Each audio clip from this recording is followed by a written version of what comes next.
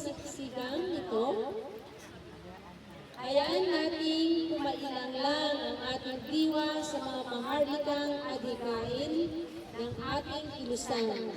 Sabay sa paglaki ng nagablag ng siya, hayaan nating mag-alab ang ating puso at damdamin sa pagmamahal sa ating inang bayan.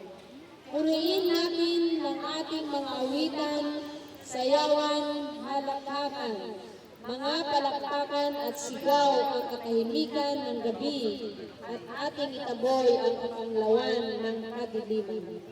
Sa pamamagitan ng kapangyarihan inyong ginawad sa akin bilang umpire chief, pasimulan na natin ang kasiyahan sa paligid ng siga.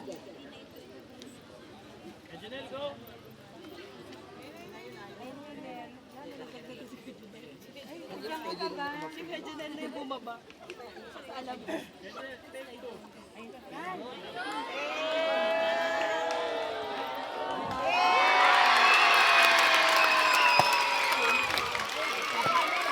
Awitin ko lang ito.